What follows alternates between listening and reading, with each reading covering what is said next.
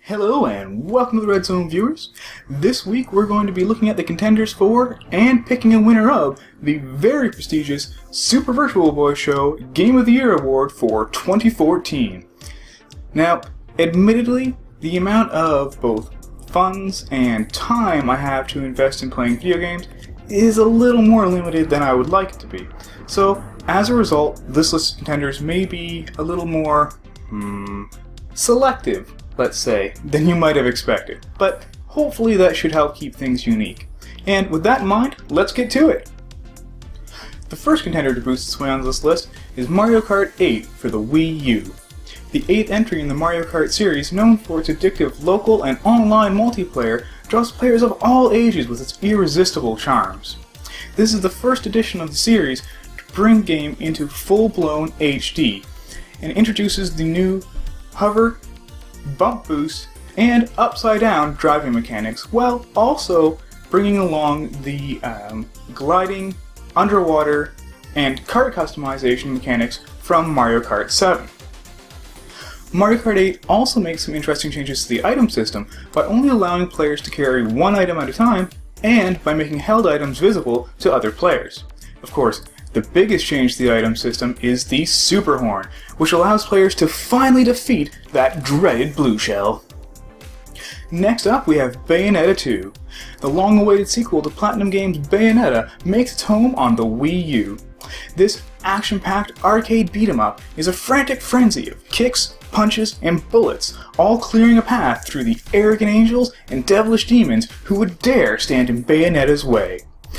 The unadulterated action and more mature characters go a long way in helping this title stand out on the Wii U, but they're far from frivolous, as Bayonetta exudes self-empowerment and the secondary characters really endear themselves to the player.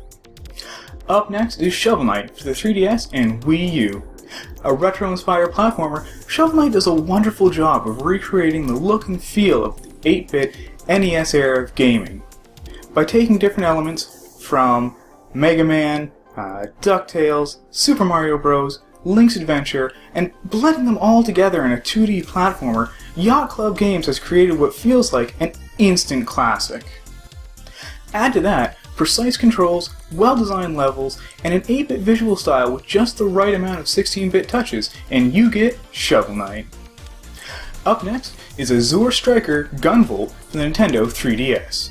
Fans of the original Mega Man X series will feel right at home in Azure Striker.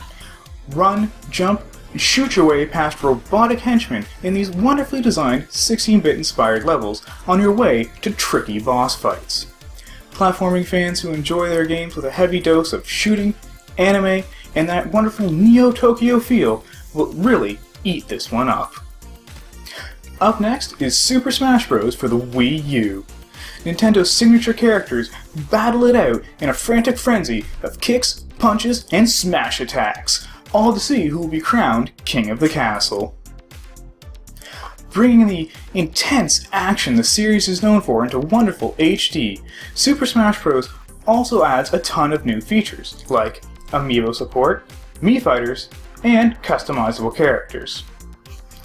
With an already massive character roster, tons of great levels, and a level editor to let you build your own right from scratch, Super Smash Bros. For the Wii U is easily the most expansive edition to date.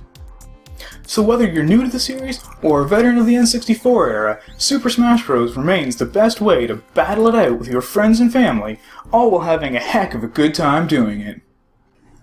Up next is Captain Toad Treasure Tracker for the Wii U. Largely neglected, Toad is finally getting the adventure he always deserved. Based on the Super Mario 3D World minigames, Captain Toad forces players to think outside of the box by making them play inside the box.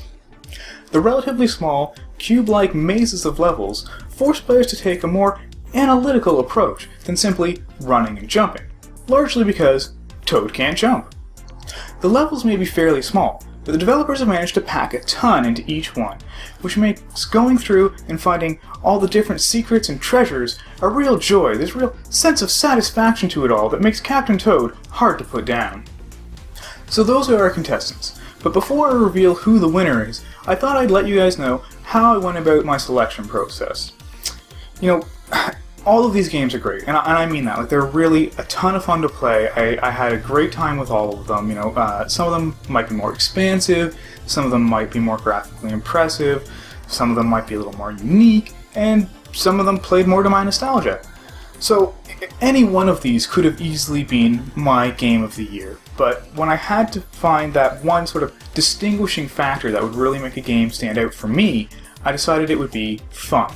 Which of these games was the most fun? I mean, sure, they were all fun, but only one of them could bring me the most joy. The answer is Mario Kart 8! Yeah, I know what you're thinking. A Nintendo fan picks Mario Kart 8 as Game of the Year. Real original. Look, I know it may seem a little cheesy for me to pick Mario Kart 8 as Game of the Year, but of all the games I played, this one really was the most fun. I mean, say what you want about the changes to the item system, or changes to balance, or how silly it may have been for them to include the Koopalings, which I actually liked. You know, maybe you feel some of the new mechanics are kind of gimmicky. Again, I happen to enjoy them. This game is just a lot of fun. You know, it doesn't really matter how much you play it either. It stays fun. It's always fun to go back and play more Mario Kart 8. You know, even after you've unlocked everything, and even after no one really wants to play with you anymore, even once the only people left online are the ones who know all the shortcuts and are pretty much guaranteed to kick your butt every time, this game is still just a ton of fun to play. And you know what? It's for that reason that it's my Game of the Year for 2014. So there you have it. Let me know in the comments what you thought of this list, what you thought of my Game of the Year for 2014, and hey, let me know what your Game of the Year was for 2014.